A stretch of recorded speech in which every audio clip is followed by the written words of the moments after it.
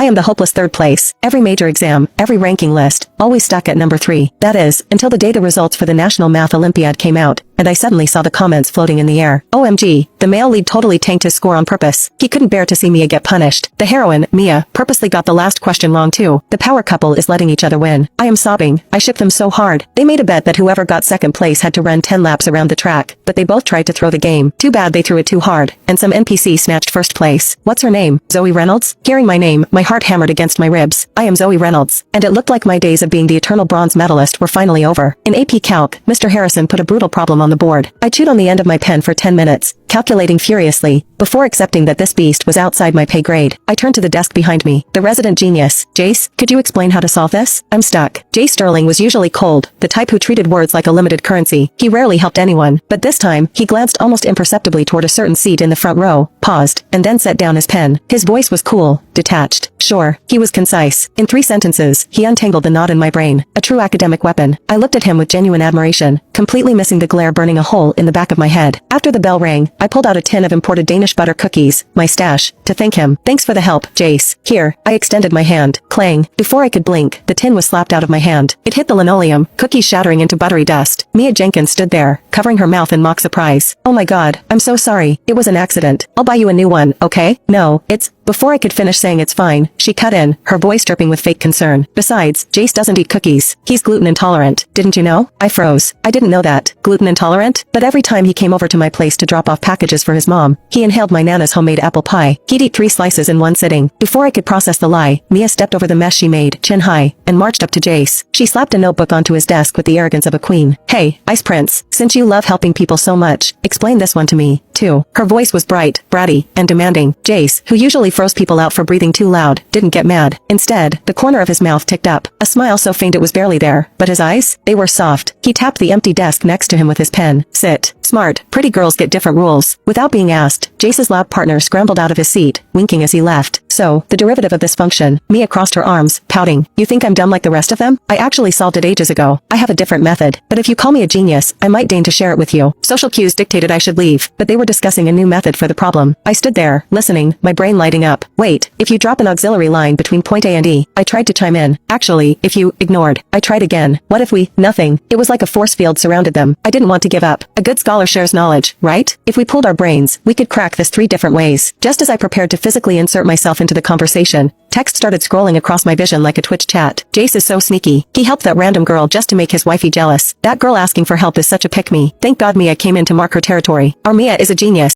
Click the link in my bio to get the full story for free.